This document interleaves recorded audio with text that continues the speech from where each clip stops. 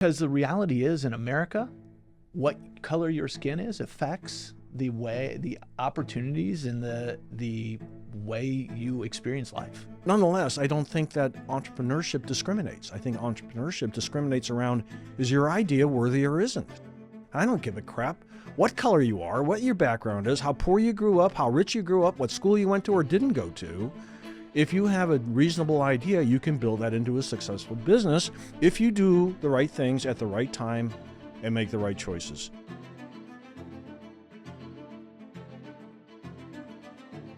I know it's been, 2010 when Google Fiber or so got here, Startup Village, happened, all those things. I'd love you to walk us through that. Yeah, absolutely. I think it would be great for the audience to understand the kind of effort that's gone into the development of entrepreneurship here in the Kansas City area as kind of a marker for, if you will, what other communities of like size could be doing or should be doing or maybe not doing, depending on how things worked out for you. And, I've watched peripherally, because I live here, what's gone on, but I've not, as I've said, been involved very directly. Although I was involved in more things than I had wanted to be. When the 2007, 8, 9, 10 kind of recession happened, I went back into, okay, I'm going to go start another business and I need to focus on that.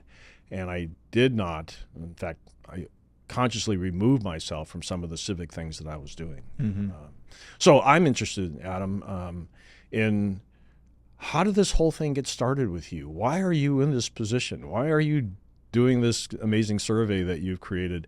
How did Adam Arredondo end up in this role to be this sort of coordinator, collaborator, orchestrator of what has gone on in the entrepreneurial community here in Kansas City? Yeah. Well, I mean, I think it is to quickly kind of say how, kind of my upbringing and stuff, I think is relevant because I was always entrepreneurial.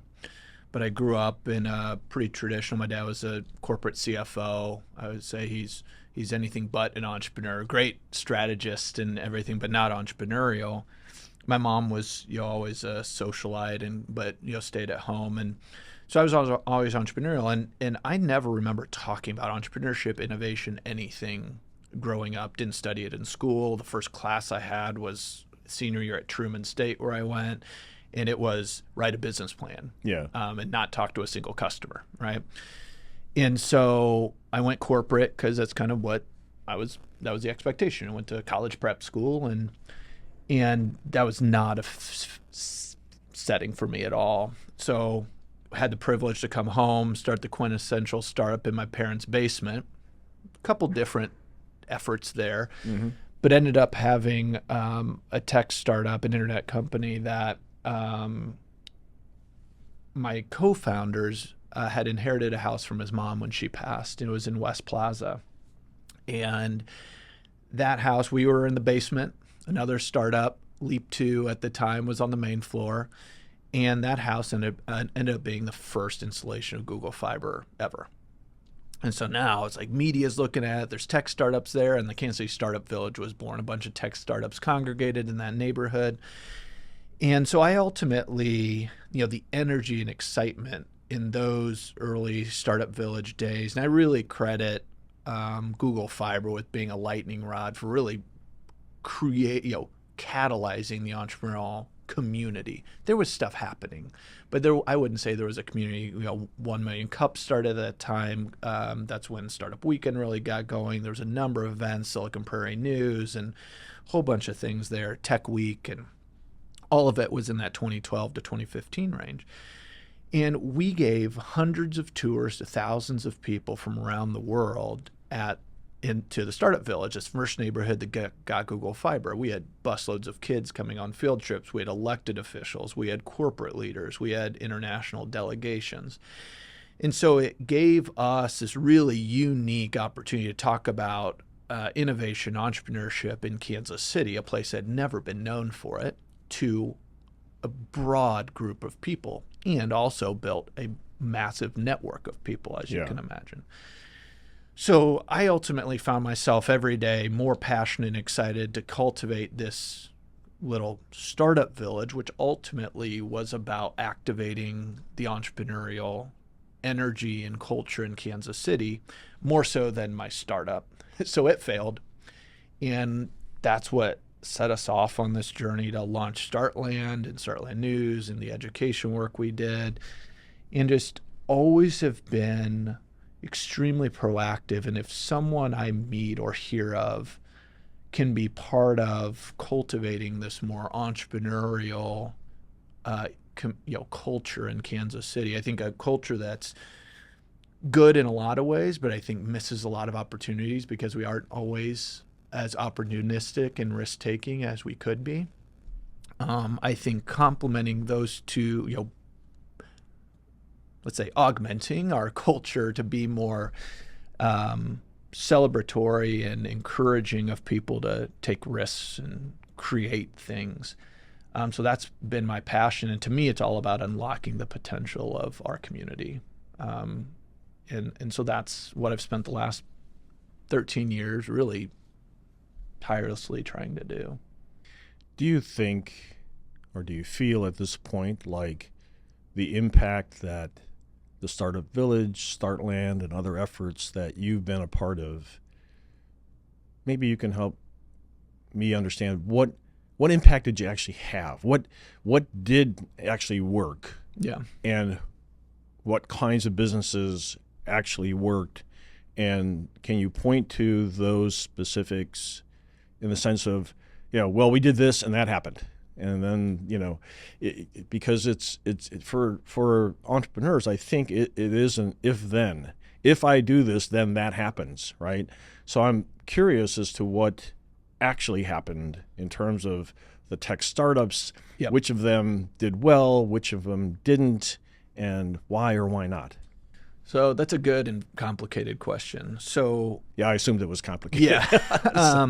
So ecosystem building, if that's what you want to call it, startup community building, whatever you want to call that, there's a lot of what, and Brad Feld wrote a book literally called Startup Communities, and he talked about there's different, I don't remember how he called them, but they're essentially different sectors of people that contribute. So you have the grassroots entrepreneur community, you have the nonprofit philanthropy world, you have government, you have corporations, you have universities, all that contribute. And in different ecosystems, different players play different roles or play different, how are more or less engaged. Boulder, for example, you have the university that plays an enormous role. You also have kind of investors or successful entrepreneurs like a Brad Feld that play a very big role. St. Louis, the public sector plays in more of the, and also big corporations, Monsanto and others really contribute to Cortex and other pieces there. In Kansas City, it really has been the grassroots kind of ESO, entrepreneur support organizations that have done a lot of that. The Maria Myers at Casey SourceLink, the Startup Village, and those of us that moved into to Startland, Pipeline, the Sprint Accelerator, now T-Mobile Accelerator, Silicon Prairie News. And so a lot of what the grassroots world does really well is create serendipitous collisions. Brad Feld talked about serendipitous collisions. So the Startup Village, we hosted all kinds of people and conversations. And I'd say really we're instrumental in creating a social fabric, if you will, of connectivity. I think there's a layer beyond that where you can talk about intentional serendipity, where you intentionally get people in the room. You don't know what's going to happen, but getting the right people. Well, that's kind of what I wanted to ask you about that, just to expand on that point a little bit is, were you creating demand or serving demand? What was the role? Yeah. If I were new to the community, yep, and I said, I've had thoughts about starting a business. I'm going to go see what these guys at the Village are doing. Start out, and would you there at that point say to a guy like me, hey, Don, we have all this infrastructure for you, and we can support you, and we can help you, and you should be starting a company. So that's creating demand, right? Because I'm not even sure I want to do this. Right. Or am I coming to you and saying, hey, I'm trying to start a business and I'm looking for support. I'm not sure what kind of support I need. Can you provide that? So I would say me specifically was more on the creating the demand. Is there was clearly this pent up entrepreneurial interest and excitement in Kansas City, and this that people just never had an outlet for. So I think a lot of that was, holy crap, the startup village, what is this? We want to be a part, we want to support it. I would say the still the opportunity, and where some of us, kind of grassroots as volunteers that were just doing stuff back in the day, tried to evolve to do more of the, hey, entrepreneurs, here are the structured programs to really support you through that journey. I think Kansas City has struggled to develop that full, let's say, life cycle of support that we could from, the Startland news. That is just a way to expose and give people stories about what's possible here. That is very much creating the demand of, one, here are things that are happening that you should support. Two, here's just a way to inspire you to know you can do it here in Kansas City. We also did a lot of work in education, which was very much trying to unlock that, that potential of young people that, Kansas City is, if you don't come from an entrepreneurial family in Kansas City historically, you didn't even realize entrepreneurship was a path, as opposed to the Valley where it's all around you. Well, I think it's vast in the sense that most of middle America, and I don't mean just the middle geographically, I mean middle class of America, especially in my generation, probably the same in yours, is your parents just never told you that. Right. Hey, Adam, I really don't care what you do for a living as long as you own the company. Yep. Whoever says that? Nobody. My parents never said that. My parents said, get a good job for somebody else. That's it. Work 40 years there. You'll get a great pension. And when you attach that to Social Security, what little there is of that, you're going to have a nice retirement. And you won't be handing out, shopping carts at the Walmart. But that was what we were told. And I think that's what the vast majority of Americans are told, aren't they? I think generationally that made sense. I think if you think the impact of the internet, right, starting a business now is substantially easier. It's also, you can quickly get a lot more information to understand how to do it, and you can self-educate yourself. And I think that's a piece of it. I mean, if you just look generationally, the greatest generation fought the World War and, lived through the Great Depression, and they instilled, and back then you got a college degree and you would have a nice job. And so that's what they instilled in the next generation. And then I think, and that makes, it makes logical sense. Like, I want you to live as hard a life, go get a degree. And then then the next generation, that was how it worked for them. So you instill that kind of in the next. But I think what I have seen a lot is just the internet has obviously been transformative in many, many ways. And I think you see this play out in a lot of regards, but I think there's as big a generational divide as ever, because if you grew up on the internet and are a digital native versus pre, I'm kind of in the middle, where I remember, the first Apple computers in schools and we're playing Oregon Trail. I think that's a big piece of this, and I know that you see that play out in an entrepreneurial context in all kinds of ways. Right. But I would agree with the premise that starting a business is easier today.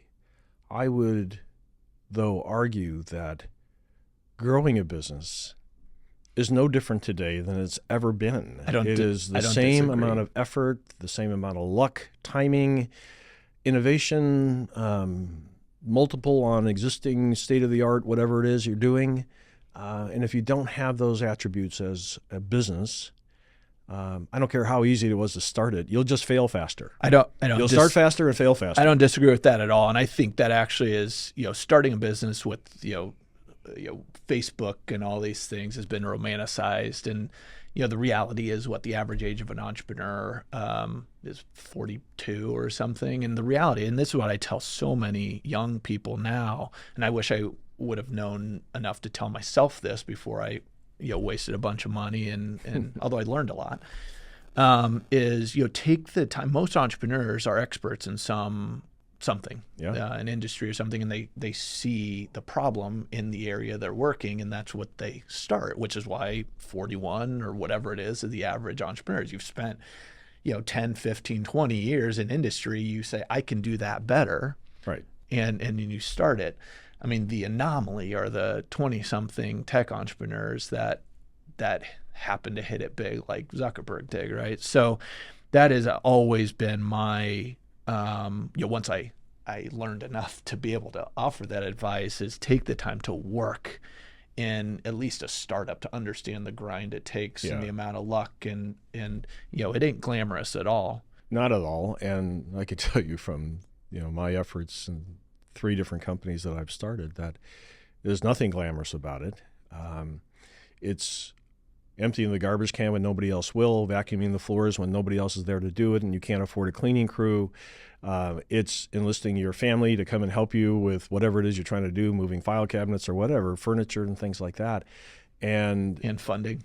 Well, funding is a whole different thing, and we're going to go down that rabbit hole here in a little bit. But I just from a personal level, your experience in the early days of Google Fiber and the Startup Village and Startland and all of those things, I think from a Kansas City perspective, and I believe it does apply to cities of this size anywhere, because I think the challenges are the same, unless you're in Morgan Hill or some surrounding suburb of Silicon Valley or something like that.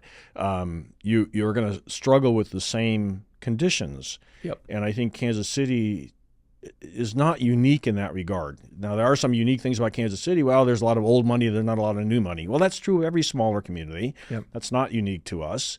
And so the challenges of starting anything, anywhere, is more or less equal, unless you, of course, are in Silicon Valley or in the right place, and you have the right contacts. Because even if you're in the right place and you don't know the right people, it doesn't matter. No, absolutely. You don't matter. And today, obviously, it's easier to get in contact with people through LinkedIn and the internet and all the other good things that are out there to support this. But the reality is, unless you have a viable, marketable, growable, scalable business, I don't care how easy it is to start it. Yeah. It's just, no. Is that a good thing? I guess, I look at it and go, is actually encouraging people to start businesses today because it's easier, is that a good thing? Oh, no. No, or not? I think in some cases it's not a good thing. It's not. No, and I actually actively discourage. If you can be discouraged, then you didn't have the grit to be successful to begin with. Yeah. But no, just circle back to your question though. What was the impact of that? Mm-hmm. There are multiple in a vibrant, let's call it entrepreneurial ecosystem, just to be consistent.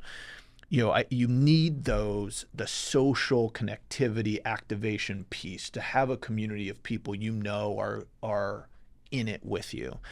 And I think we did that well. And I think it's no coincidence. Startland News did a VC-backed companies report every year. And I don't think it was any coincidence that from the top companies, the last time we did, I think was 22, most of them started in 2012, 13, 14.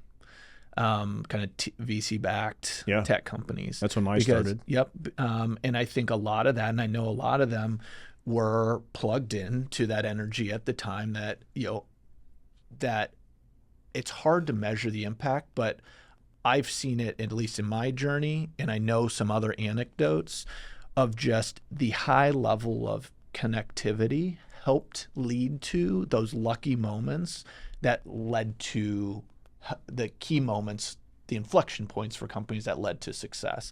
I always talk about, you talk about hustle a lot in the startup world and stuff. And to me, hustle is just creating so many opportunities to get lucky that it becomes likely. Yeah. And so I think we did that well. And I think that was a direct, again, all those events and things that were going on. I remember many people say, do we do anything besides go to events? And then some of us started being like, you're right. Like, what do we do beyond that? But I think ultimately, and Kansas City has struggled to do this, is you need to maintain that that level of social connectivity, because that's how it becomes accessible and for people to plug in and find their tribe and find their pieces.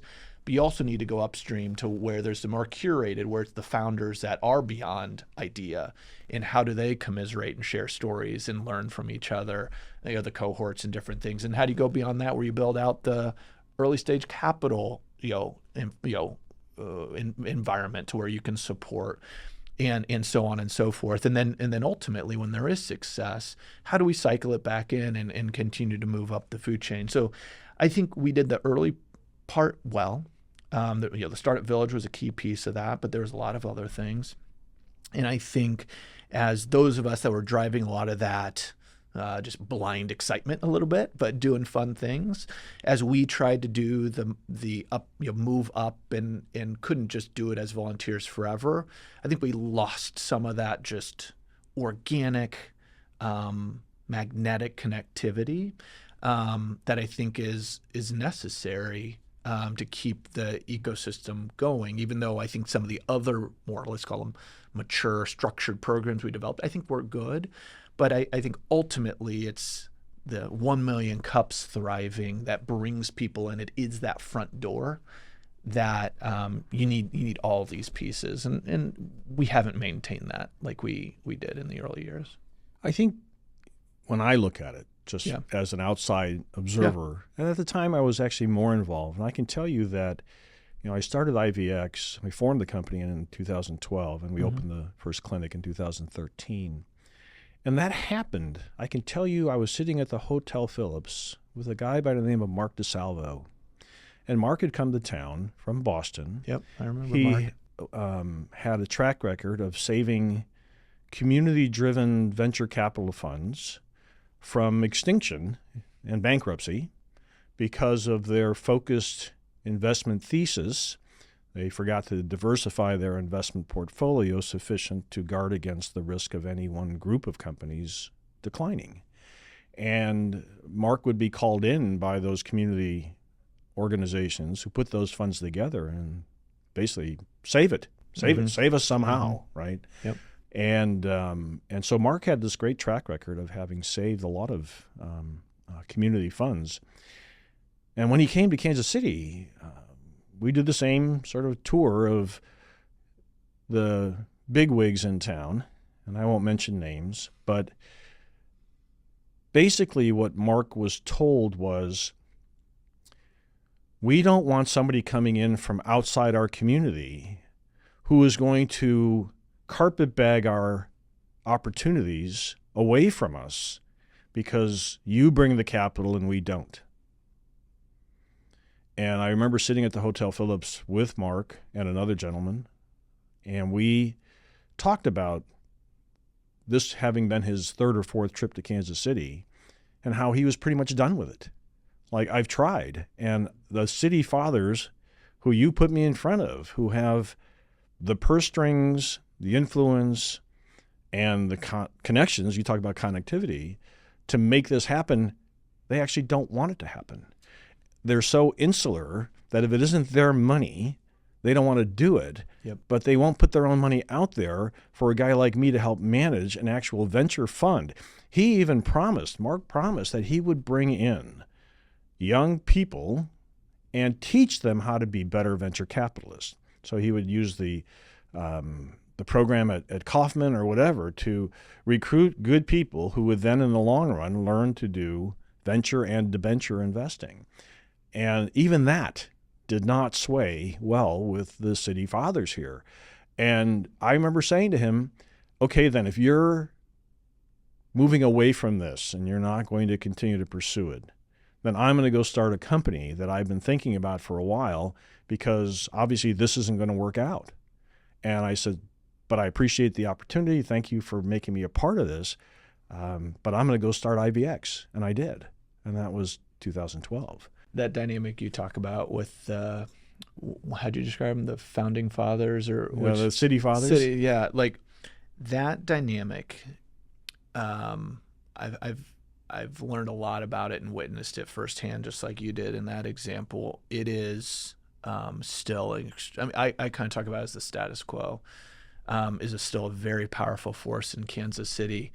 And until we can find a way where, a more entrepreneurial set of leaders can ideally work hand in hand with the powers that be, but if not, find a way to lead in a city with a culture that very much is risk averse and very much slow and steady wins the race type of thing. We're going to continue to miss opportunities. And there are many examples that I can point to of, Kansas City has momentum in a lot of ways right now. I'd love you to expand on that, because again, as an observer of it, I'm struggling to see where all of the efforts that you put in, the survey, I want to talk a little bit about the survey that you did, but I'm failing to see where this momentum exists. So, I see a lot of meetings still. I see a lot of people getting together.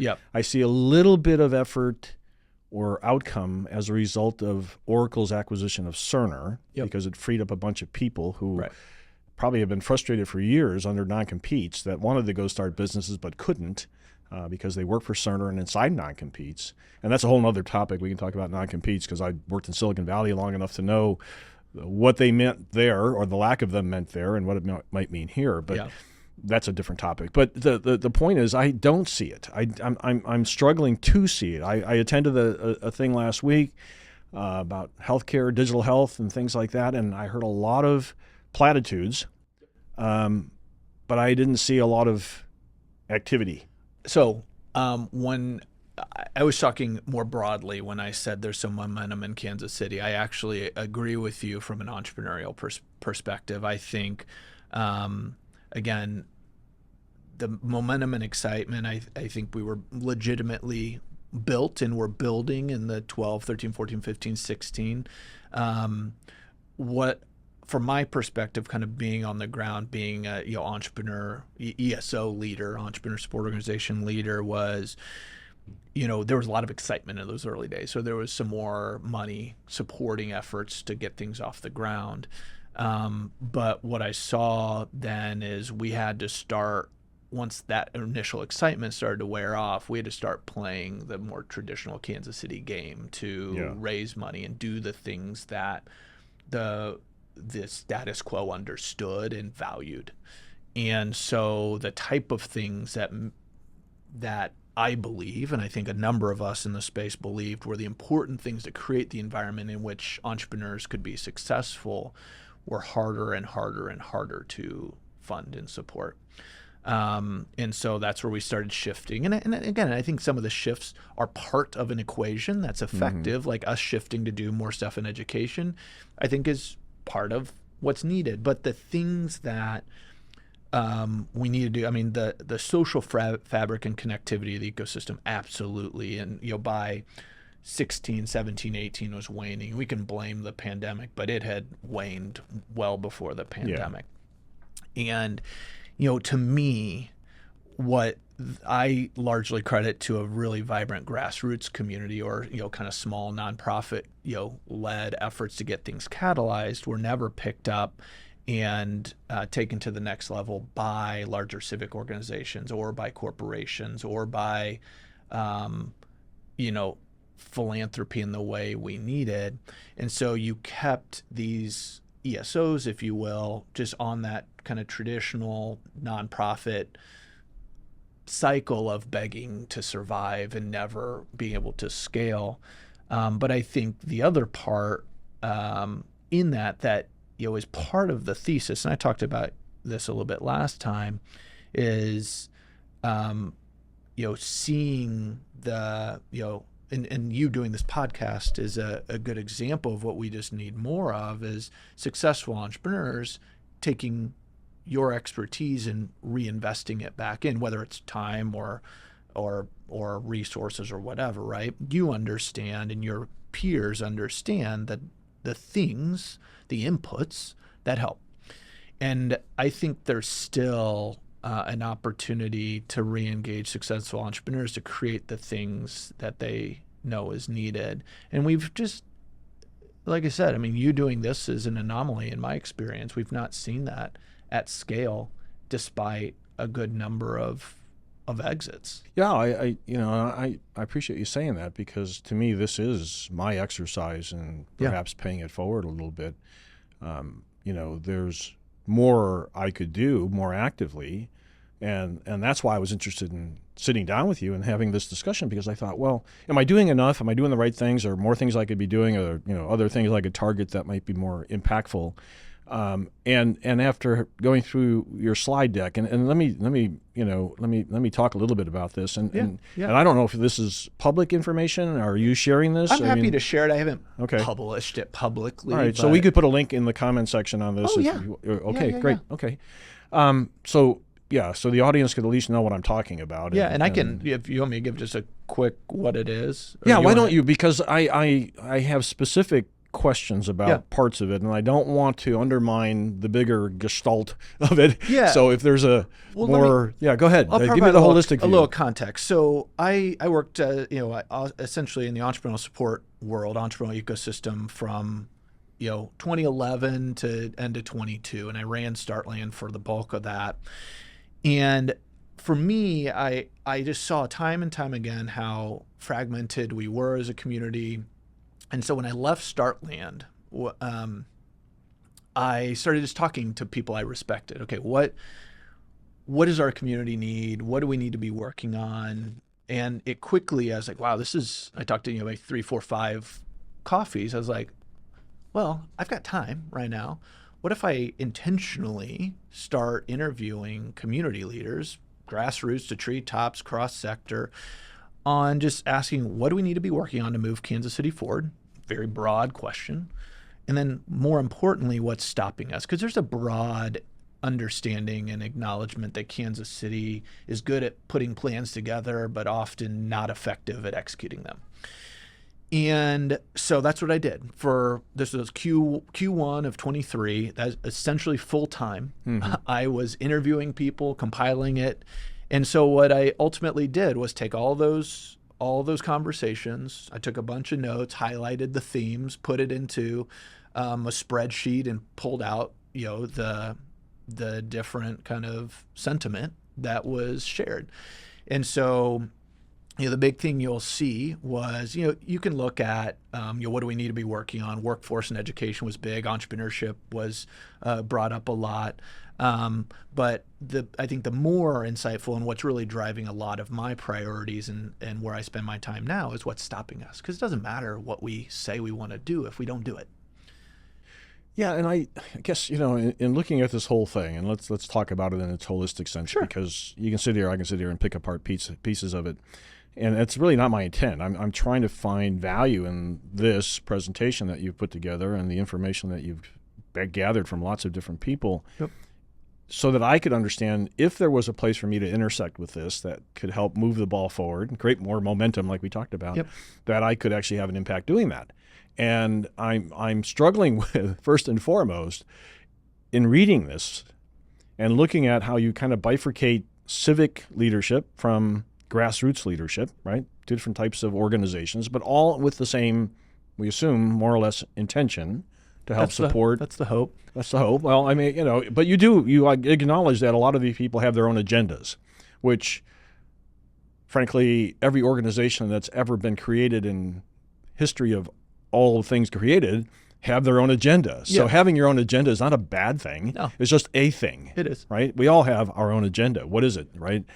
But what I've struggled with in going over this, just from my own perspective, is when did entrepreneurship become a team sport?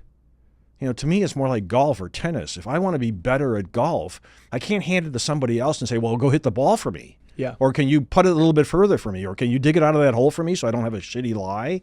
I mean, when did it become incumbent on the community to support some wild-eyed, crazy innovator who thinks he knows better than everybody else how to go do something, and, well, now has an expectation that everybody in the community is going to help me do it?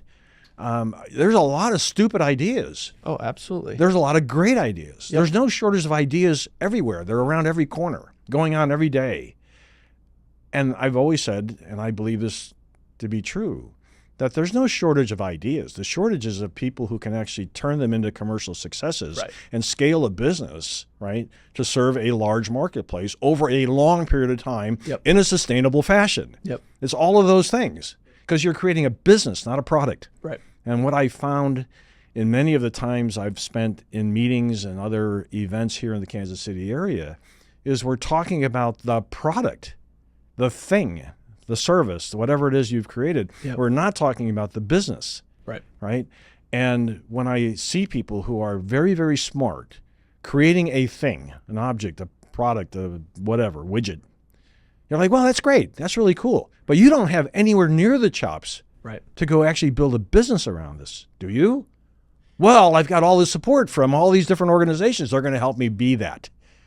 And I don't know that that's actually the case, because you even yourself cited earlier that 41 or 2 is the average age people start businesses. Why? Because they've had a decade or more of experience deep in the industry in which you presume they want to serve, right? As I did, right? So I came out of AMD after 10 years, started when I was 26, left when I was 36. So I was a little bit ahead of some of the averages now, but I started that business because 2 things. One, I thought I knew what I was doing, and of course there were a lot of people trying to prove I didn't know what I was doing, and in some cases they were right, and it's okay.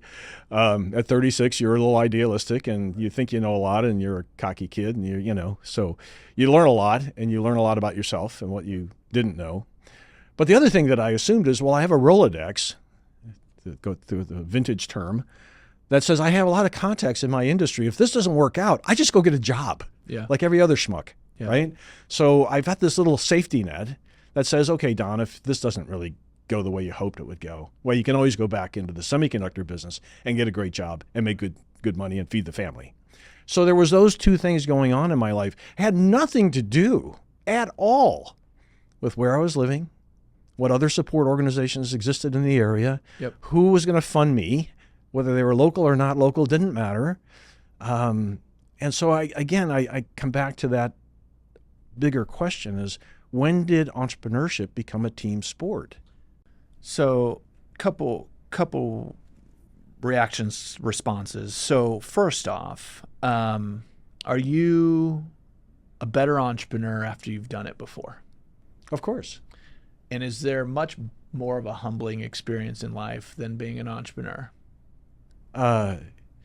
No.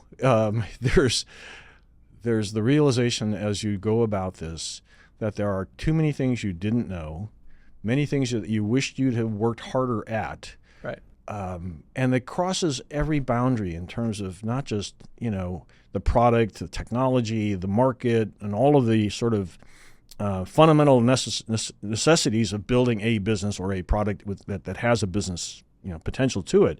It's the interaction with people, leading people, convincing people. The first thing you're doing, right, and generally if you're starting a high growth startup, is you're talking to investors. Right. And that, people say, well, you don't have any sales experience. Well, if you've sold a few shares of stock to a person who is investing in a startup and parting with their money for some idea that you've presented them, I can't think of a better sales close than that, right? I sold vapor to somebody who's actually been successful in their lives and have the money to invest in me. Yeah. And if you read like Thomas Piketty's book on capital in the 21st century, the recipe for becoming one of the 1%ers, because the whole book is actually about the income inequality problem we have in our world.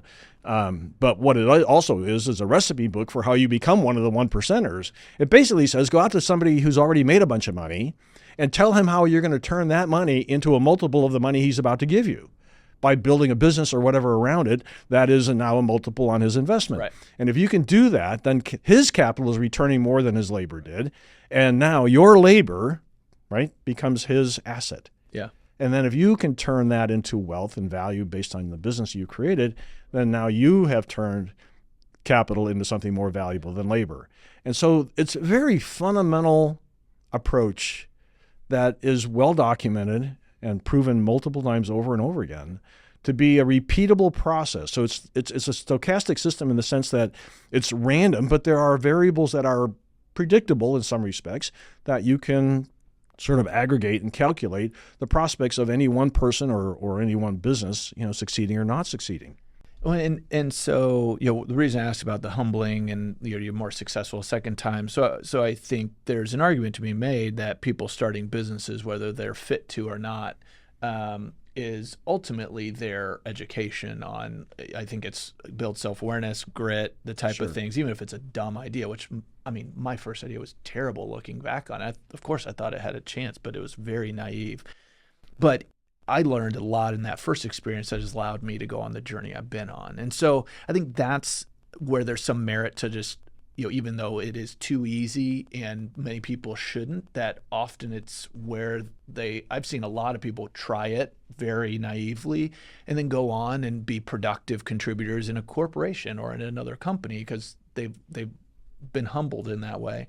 But I want to go back, and this is, the team sport thing.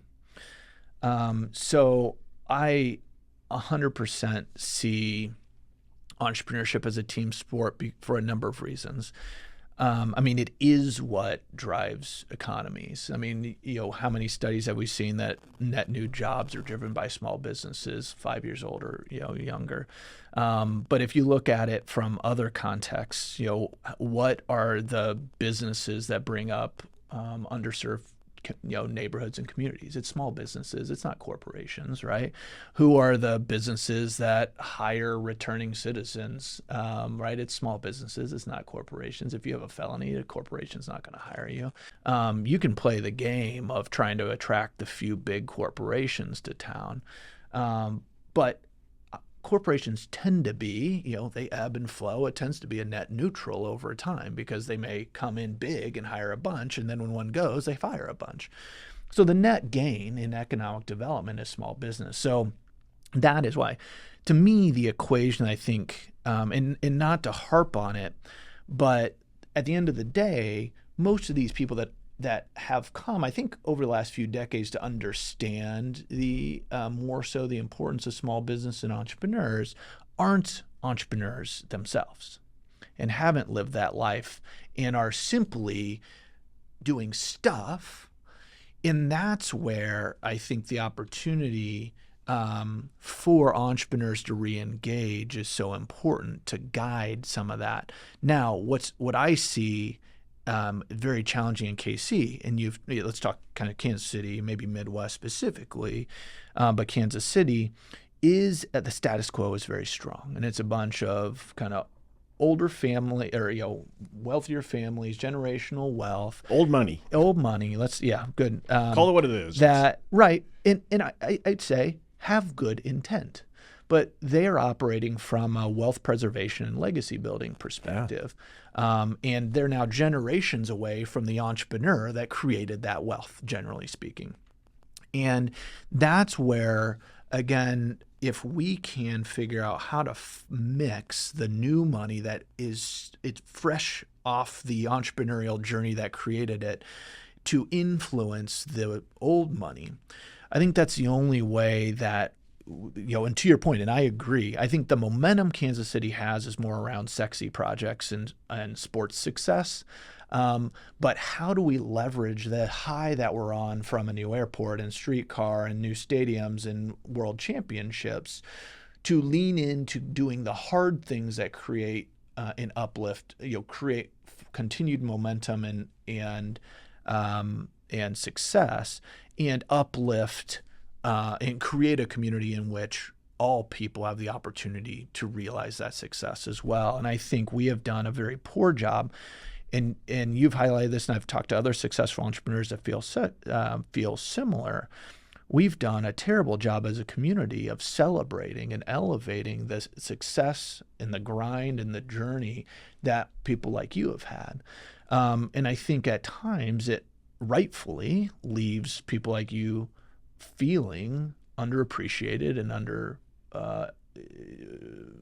I don't know what the word is, underappreciated and underutilized. I think I was going to say utilized. I didn't want to finish your sentence for you, but that's exactly I feel like I'm underutilized. I don't seek attention. I don't seek press. I don't need anybody patting me on the head for what I've done. I'm not doing it because I'm looking for accolades. You're a doer. You want to do things but that matter. I do stuff. That's right. And, so I have a handful of people, and I could count them on less than one hand, that I actually do help very directly because I know them. They've asked for help. I like them. I like what they're doing, and I feel like I might have a positive impact on what they're doing. But I don't talk to anybody else about it. I don't need an ESO to help me get from here to there or, funding. Okay, when it's time for them to go raise capital, Will I put them out there and say, okay, Darcy Howe and other people, you should come and take a look at these guys? Yeah, I probably will, right? But that'll be the extent of it for me. I don't want to be their fundraising person. I don't want to be their only investor, that's for sure. But I think getting back to your presentation, when I look at it and I see, you make a statement in here. In fact, you have a whole slide dedicated to it. It says 70% of people that you surveyed emphasize the need for, and this is in bold words, equitable community solutions. Yep. And I look at that and I go, what the hell does that even mean?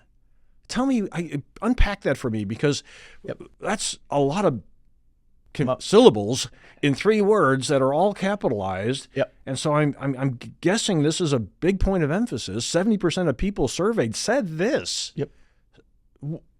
What does that even mean? And for the record, they said that unprompted. I didn't ask. No, right? It's okay. No. But just like you gave multiple choices. I get that. No. But just to clarify, like it's on the consciousness of a lot of people. So to me, I think of that a few ways, right? Like the potential of our community is the potential of its people. And we live in a society, but also in a community to where opportunity is afforded to certain people and not others, largely driven by socioeconomic status that does correlate closely to race. So if we want our community to reach its potential, you have to unlock the potential of more people. So that's kind of what it's talking about. And there are systematic and historical things that have happened that keep certain people from having or accessing opportunity as easily as others. So that's what that's talking about. Now, what it doesn't mean is that, and I do think at times things can get too skewed. But I think it's about when we're talking about economic development or we're talking about entrepreneurial opportunity or whatever, doing things that acknowledge that reality, to understanding a program that, for me, that grew up in a family that a corporate executive dad, and we had resources. And the reality is my entrepreneurial journey started because of those resources that my family had. There are many, if not half or more, families in this community that if I grew up in, I wouldn't be here today simply because of that fact. Mm-hmm. And so that is what that refers to, is acknowledging the reality that there are many just as capable, talented people as me or you that for whatever reason don't have either the network or the access to resources to catalyze an idea that I was able to. I won't speak for you, but I was able to. And so to me, that's what that's talking about. I do think at times things can get, from a nonprofit world, can get skewed, potentially maybe too much in that direction. But at the end of the day, that's what it's talking about. And I think why I appreciate that, I think of inclusive prosperity. So we want everyone to prosper. How do we do that in a way that everyone can, or at least everyone has the opportunity to, knowing that people with resources and without resources will squander opportunity. So it's not like it's foolproof. So that's what that's referring to. And so I think, does that kind of... Yeah, so is that why you went through the trouble of breaking down the community leader demographics into white versus not white? Yeah, because the reality is in America, what color your skin is affects the opportunities and the way you experience life. And so that is why, if you grow up black in this country, you experience it very different than if you grow up white in this country. And that's just true. Okay, but we're talking about entrepreneurship here. We're not talking about what happens on the street or what happens, in the communities, other than, we're talking about starting businesses. And while I'll agree that growing up of color in this country can be more challenging at times, it's really more of in my opinion, an economic caste system that separates privilege from not privileged. Yeah. and that personally, having grown up relatively poor, having grown up in a community where there were a lot of European immigrants, but being part Asian while doing it was notable by a number of people. And, Sure. I suffered whatever, personal affronts as a result of it. But nonetheless, I don't worry about those things or even think about those things today. And I certainly don't think about them in terms of entrepreneurship. I think about business ideas, innovation, persistence, ability. Totally. And to me, you can correlate some of that to economic conditions. I don't know that you can correlate that to skin color or ethnic heritage. I don't think that correlation does not mean causation. And No. so, yes, No. if you want to go by the numbers and say, okay, well, there's more poor black people than there are white people. Okay, maybe. Yeah. And maybe their opportunities are as limited as any other poor white person would be. Yeah. And is a poor white person less deserving of a leg up than a poor black person? No, in my opinion, not. That would be racial discrimination, and I don't agree with discrimination on any level, Totally forward agree. or backward. Yeah. But nonetheless, I don't think that entrepreneurship discriminates. I think entrepreneurship discriminates around, is your idea worthy or isn't? Yeah. I don't give a crap what color you are, what your background is, how poor you grew up, how rich you grew up, what school you went to or didn't go to. If you have a reasonable idea, you can build that into a successful business if you do the right things at the right time and make the right choices, regardless of whatever challenges that you had growing up. And I could sit here and go through my list of challenges growing up as a kid, going to public schools and things like that, not being able to get into a four-year university, having to go to JUCO for 2 years before I could prove myself to an East Coast school that I was worthy of them enrolling me. Yeah. And yet, I've created 3 businesses Totally. and lots of jobs, hundreds of them, and raised hundreds of millions of dollars. Yeah. And I had no business doing that. Right. In fact, I had somebody once tell me, "You had no business starting that business, Don." Right. And they meant it in a very punitive way. Like, what did you think you were doing here? You have no credentials for this. You have no bona fides for this. What are you doing? Right. And I sat there and said, well, but I did it. So It's not I can't do it. It's already done. You can criticize me in any way you want, and that's okay. People will. But I have this feeling, and I'm expressing it as in the context of your presentation here, that there is somehow an effort in Kansas City to give certain minorities a leg up over others simply because of the color of their skin. And I don't think entrepreneurship gives a crap about that. So I think entrepreneurship, you're absolutely right. That is the act of starting a business and doing the things you need to. I 100% agree with that. I mean, entrepreneurship is unforgiving regardless of who you are, right? But, it is a fact that, black families on average, and the average wealth of a black family in America is 1/10 that of a white family. It is easier to start a business when you have resources to pull from. Like, these are just the facts. But what you're saying isn't wrong. It's just acknowledging the reality of where we're, the situation in America. And like you say, entrepreneurship doesn't discriminate, but banks do, right?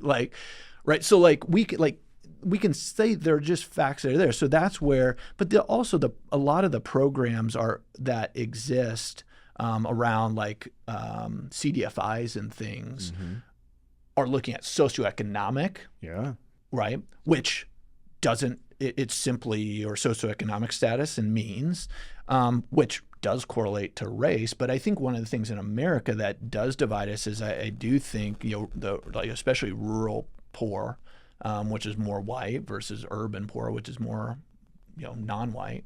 I think that those dynamics have divided us in a lot of ways, and I do think, and I've seen increase in the entrepreneurial support world to intentionally add more attention to rural entrepreneurship support as it does. But So those are just some of the things. But I think at the end of the day, it comes down to individual person's grit, resourcefulness, coachability, and ability to learn in those traits.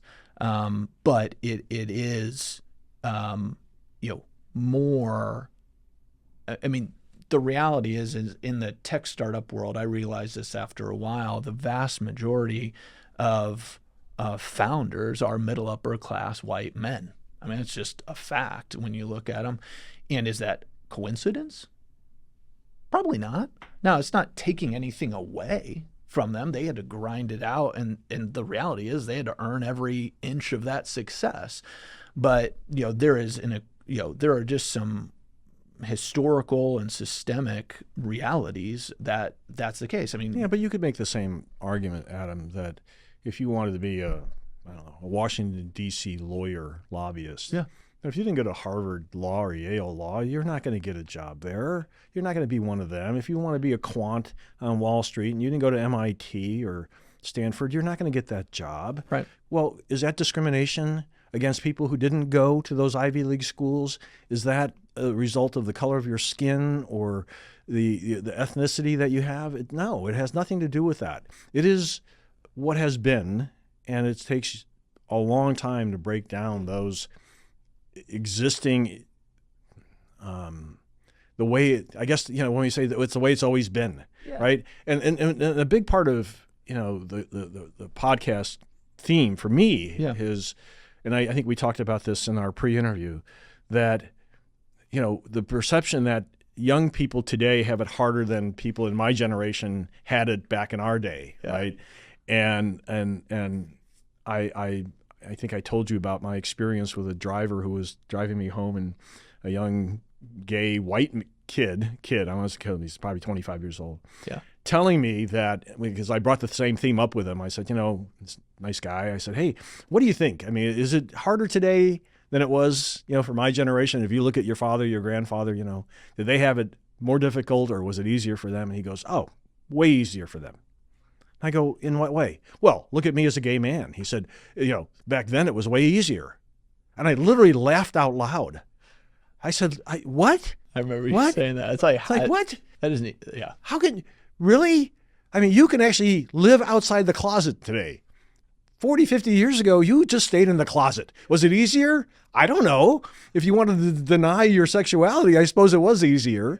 But I just was so shocked at this notion that things today are so much more difficult for you young people than they were for me in my day, to even take it to that extent. And I think that the problem I have with this notion that there are specific colors of skin that don't get the opportunity to go create and build businesses, as opposed to others who might because of the color of their skin, I think is creating a division between I can't and you can.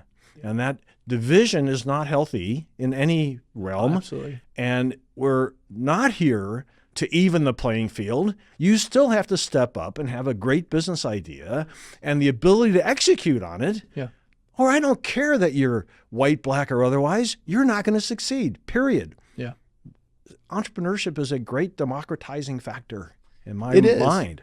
It is. It will separate the wheat from the chaff very quickly, not by ethnicity or color or any of those things or religion or anything. Right. It'll separate it by the value of your idea and the potential it has, period. Yep. And if it does anything other than that, then it's misinformed. No, I mean, I think both things that we're saying can be and are true. Because the reality is the amount of energy that went into creating these systems that very blatantly divided us by race, the amount that or more energy has to be put in to reverse it and get us back to a square one. And I think that's the part that has been happening with more, openness, vigor over the last decade or more. But at the end of the day, like, the fact is, the average white family, let's say they have $1 million net wealth, and the average black family has $100,000. It is, to start a business that requires some cash, going to be easier for the average white kid than the average black kid. If you're just looking at averages, the availability of resources to a particular group of people, whether they're young white people, is greater than it is for other, say, young black people, doesn't mean that the idea that they're putting their money into is going to be any better or any more successful under any circumstances. That is a fact. Okay. And so I think if opportunity does not 100%. It's not the same as. But let's say a white kid and an average white family and an average black family have the same idea, the same skills, the same everything, and they have $1 million in net wealth. They obviously, versus 100. They are going to be able to pull more resources from family or friends to do this than this kid.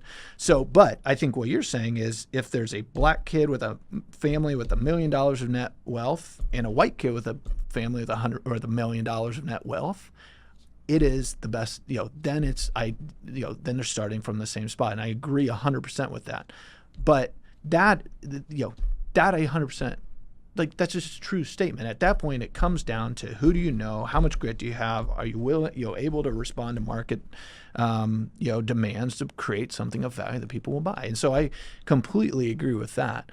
But the other part that's true is that by statistically, certain demographics, we can talk about women too, right? Like if you look at venture capital in America, something like 9% go to women, 1.5% go to black people, right? That's not even close to the averages in America. Right, but those are outcome data. They're not input data.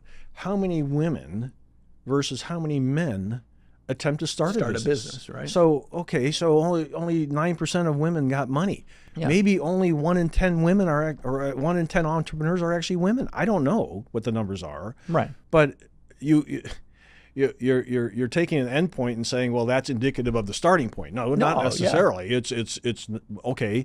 It's no different than saying, well, more than half of all med school students now are women. Yeah. Right. Well, how did that happen? Oh my God, if we were like denigrating women and suppressing the women's opportunities, then why are more of them becoming doctors than men? Why? Why are there more of them in college today than there are men? Why? Do you not think that was an intentional effort? Do you think that's serendipitous? That's not I think it's as serendipitous as anything else. When you look at the kinds of professions that women go into, okay, 75 or 80% of all nurses are women. Teachers, why? Yeah. Why? 75% of all teachers are women. Why? Why?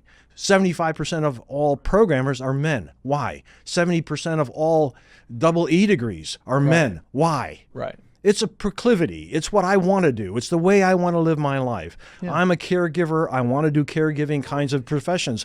That doesn't mean you can't be a venture capitalist. It means you didn't apply for the job. There's absolutely biological, kind of instincts of men and women that lead to different things. Well, of course. And it's kind of going back to like the Harrison Butker, commencement speech that he gave about, you don't think that having a career and going to college and doing all these things is your only option, right? Yeah. And when I looked at that statement and heard the reaction from, the left about how horrible that was to say, what I was saying or thinking to myself is, well, this is what the feminists back in the 80s and 90s fought for. Mm-hmm. What's that? Choice. You said it earlier in the interview. Yeah. What do we want? We want a bunch of good choices. Yeah. Okay, well, I've given you many women. Now you have the choice. You want to go to have a career? Great. You want to go to college? Go. Great. You want to be a doctor? Go. Great. That'd be great. Oh, do you want to stay home and raise your family? Okay, that's an option too. Right. Go ahead, do it. Yeah. And we're all okay with that. And I think all Butker was trying to do is remind women that you have that as an option. You fought for that right. You fought for that choice. Don't forget you have it. Yeah. That's all he was saying. Yeah. I think the part about that specifically was he was projecting on the women that that's probably what you're most excited for or most proud of. He said those words, kind of projecting on them where, I talked to my wife about it, who, grew up, has worked in Catholic institutions her whole life.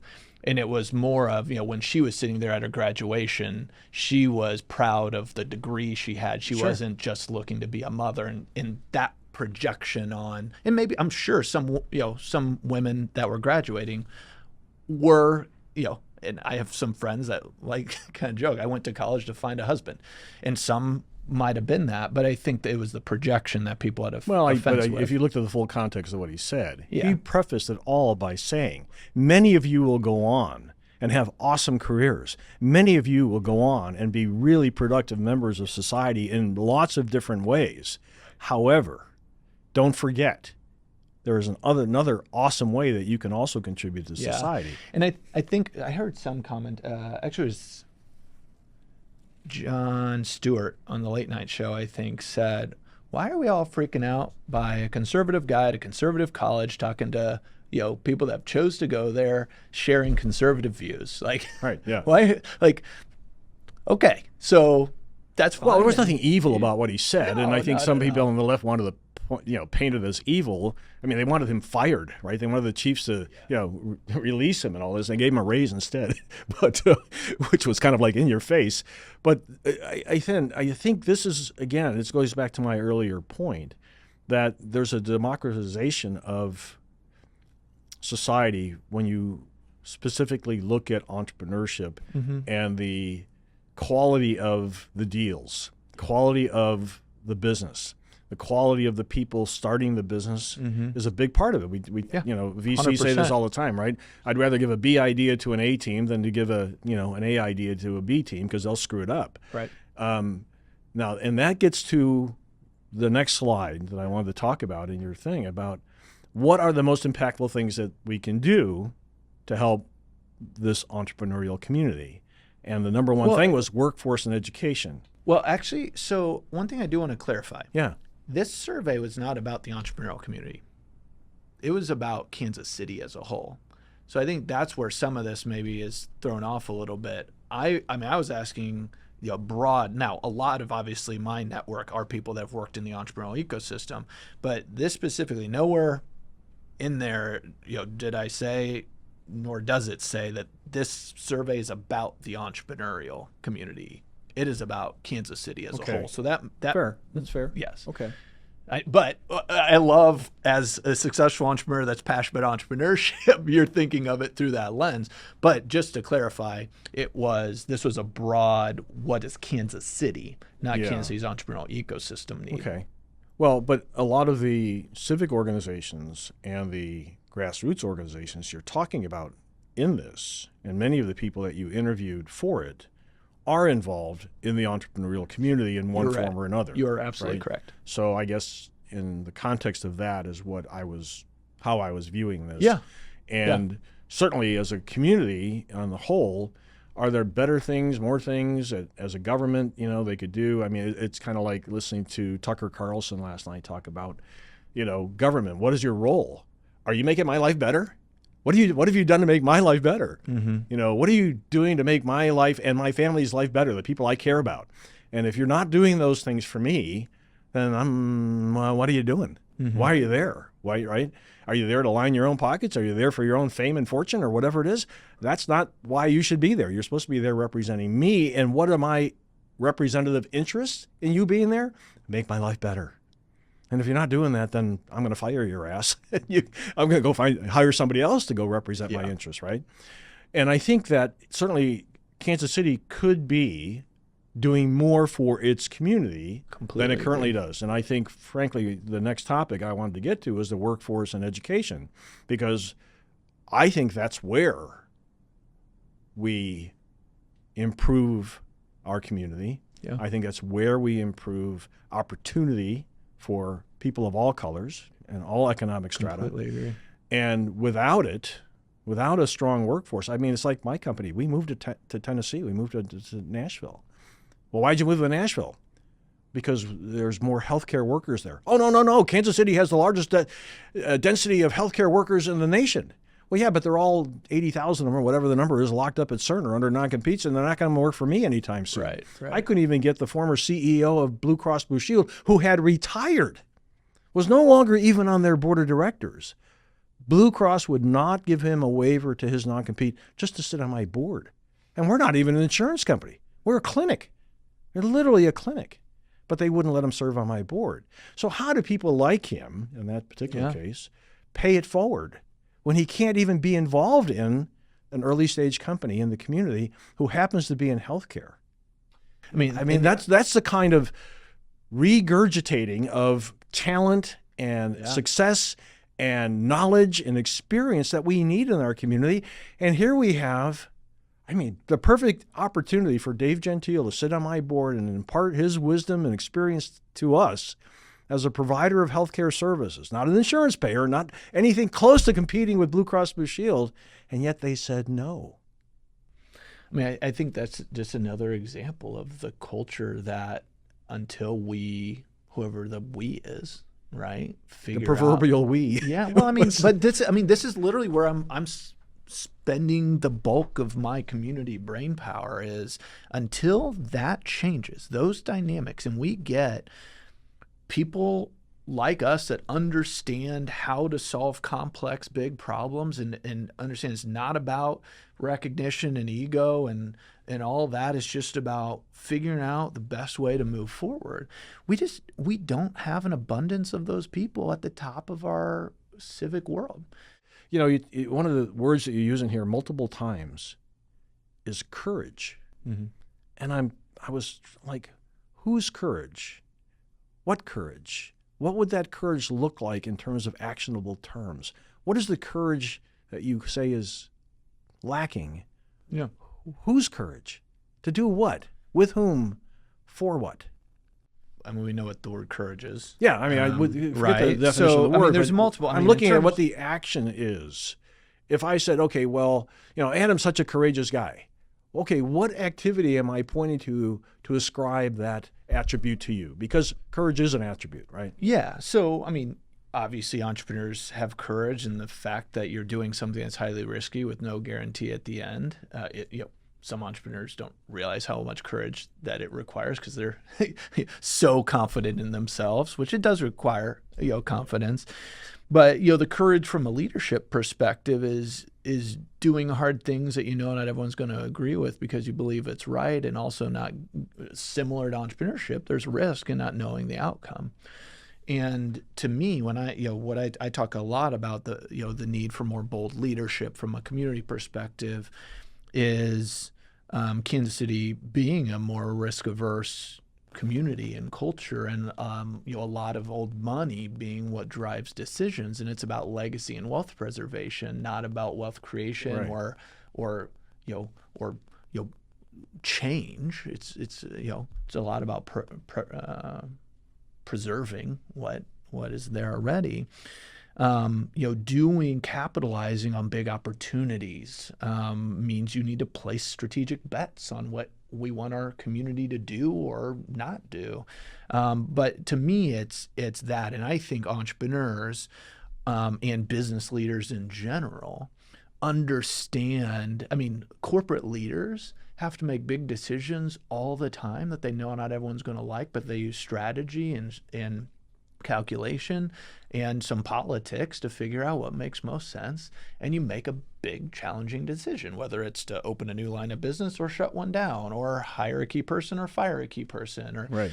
And entrepreneurs do that in a micro level that scales, right? And so to me, being entrepreneurial is just that. It's having a level of courage to form a belief in how to do something, whether it's business or community or otherwise, making a calculated risk in how to do that. It requires salesmanship oftentimes to convince others and build a coalition or an investor group or whatever it is to do something that you think is worthwhile. And so I talk about boldness and courage and in there. And so to me, what a lot of my work now is how do we bring more people with entrepreneurial people, not like, and to me, entrepreneurial doesn't have to manifest as a business. Being entrepreneurial just means you're a risk-taking problem solver.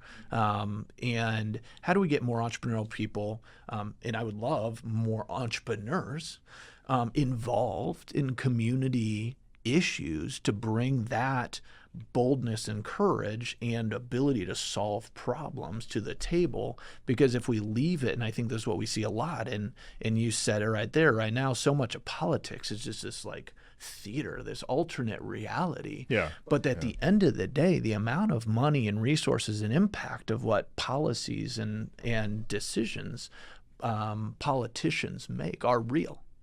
And that is where I've decided, and I believe, and I actually fundamentally disagree with your statement of I can't do anything about that.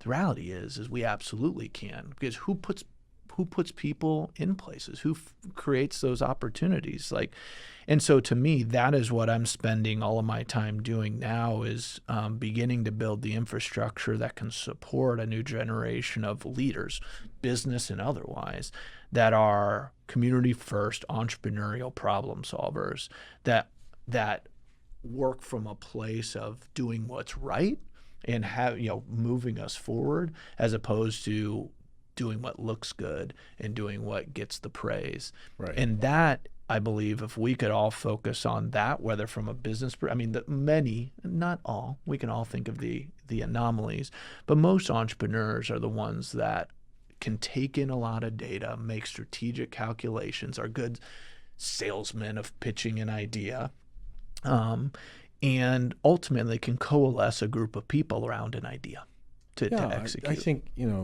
somebody asked me in a previous podcast what I think the key leadership talent that I might bring to the table would be. Yeah. And I said, well, curiosity. Yeah, and 100%. It's exactly what led to this podcast with you. Yeah. I was curious as to what you're up to. Yeah. You've spent more than a decade doing the good work for this community, leading at times, participating most of the time, or at least the last 10 or 12 years. And you produced a report, and okay, granted, it's more about the overall community, not just about entrepreneurship, but where I think I'm struggling, at least conceptually, is the community courage, the kinds of things that you would want civic leaders here doing, or even grassroots leaders doing. I'm still not sure what specifically those things are. You talk about at some point about having a fund, right? An aggregation fund of some kind. And I would love you to talk a little bit about the specific actions, things that people would do, and who would do them. Are we talking about, corporate leaders like the people from T-Mobile now that they own Sprint, or H&R Block is headquartered here, or Hallmark Cards, or any other large corporation that's here, the traditional sort of corporate leaders that are in Kansas City, or more recent corporate leaders, both, right? Yeah. And what could, let's say, I don't know, the head of RX Savings Solutions, right? They've done well, they've raised a bunch of money, likely going to have a great exit, probably not too distant future. Yeah. So everything that IVX had been, they are now, I think, at that point where at some point soon they're going to exit at north of 8 or 9 figures, I would guess. I think they did already. Did they? Well, no, I think they teed it it's up. kind of like we did. We brought in McKesson, and they put a bunch of money in, and they're growing the company, and they bought majority interest, so they were able to, in some respects, control the company. But none of us sold our shares. We kind of hung on and waited till the next exit. But anyway, the point is, I think, or the question is, who's doing what specifically? What would you have who do? If I were the CEO of H&R Block, what would you have me do?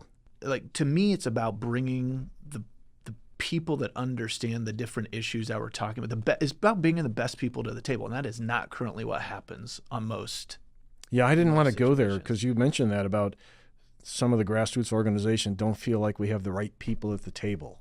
And I wanted to ask you, but I thought, no, I don't want to go down this race rabbit hole too much. But who's not at the table?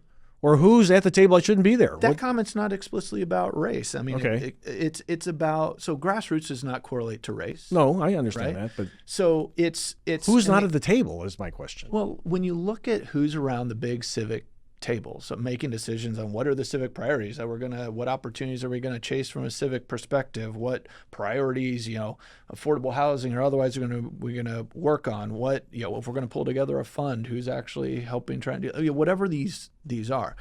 Those tables are almost exclusively those at the top of corporations, those at the top of foundations, those at the top of big civic organizations who are 30,000 feet away from the problems they're talking about.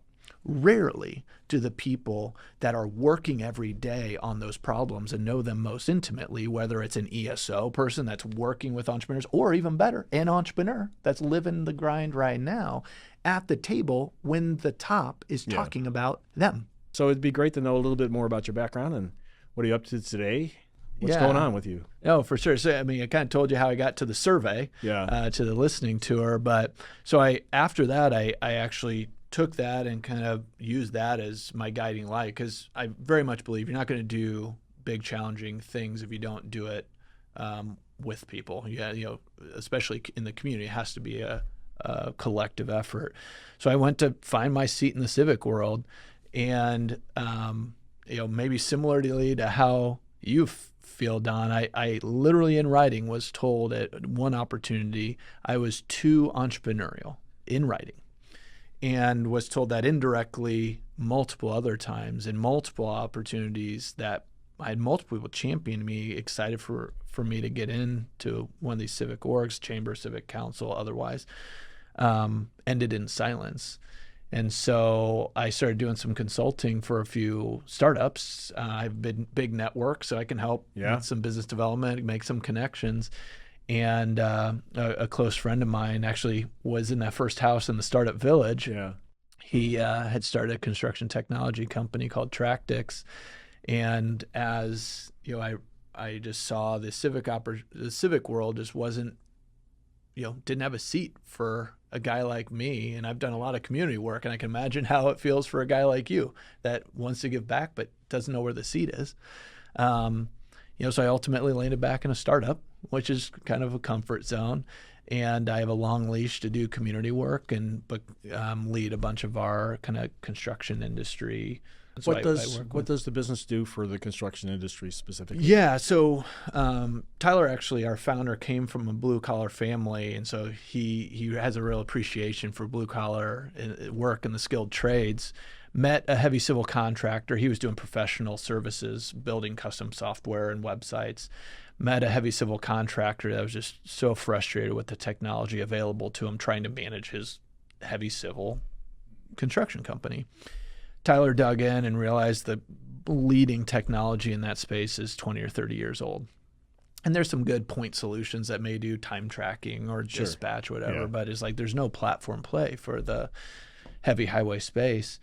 And so the general contractor became the lead investor. He rolled his whole professional services tech team into the company. They formed Tractix, and over 4 years, he put hard hats and work boots on the nerds to put them in the field with the crews to learn what to do. And they were literally digging ditches and hauling fabric. And he jokes a couple of them graduated to rollers and actually operated a roller a couple of times. I would graduate to the guy holding a stop sign. Yeah, for real. So, and so as I was helping him, doing some contract work with him while these civic opportunities kind of fell by the wayside, I was just seeing time and time again. And I've seen a lot of startups. I was like, wow, they're really onto something, because all these industry connections I was making were blown away by the technology they built. And so come January of this year, I was like, all right. And he kept saying, I'm keeping you close so you can't get away. And I was like, nah. And eventually in January, I was all right, what are we talking? And so I joined to lead the community engagement. And, the other part, coming back to a lot of the things that we've talked about and will talk about, is corporate leadership. It's not like it used to be. We don't have those stalwart corporate leaders that are entrepreneurs. And Tyler and the leadership team are passionate about Kansas City and want to grow a company and be some of those leaders. And so now that I've seen, through the survey and otherwise, the need for that, it's motivating for me to work for a company I know has that heart, has a huge opportunity in front of it and a lot of momentum, and to play a piece of that equation's motivating for me to be in a startup again, still connect to the community work and kind of where those worlds collide. So that's what I'm doing now. And I'm also about to turn 40 and have my third kid, so life's insane on that side. But you figure it out, and I always say if you want to get something done, ask a busy person. Yeah. And I think that's a lot of what drives me is got the family, got a really cool startup that's really building momentum, and I still get to harness all that and do work in the community as well. Congratulations on that. It sounds like you've struck an amazing balance between just doing what you've been doing for the last dozen or more years, but being part of a startup, and also raising a great family. So congratulations on all of that. Yeah, no, for sure. And hopefully leveraging the experience I have, like you're trying to do, to help move us forward. And thank you. Of course. This has been great. I've really enjoyed this, and I've learned a lot from you. And it really is. I think for me, it's about what are the best ways, because there's more than one, that I can pay it forward. And this is part of that for me. Yeah. But the podcast, we can talk about anything. Yeah. Depending on who the guest is, I'm happy to talk about whatever, because I have opinions about whatever. And but I always try to bring it back to, how are we educating people? How are we motivating people? And are we? And if we're not, then we're not true to our theme. Yeah. So to me, this was very educational.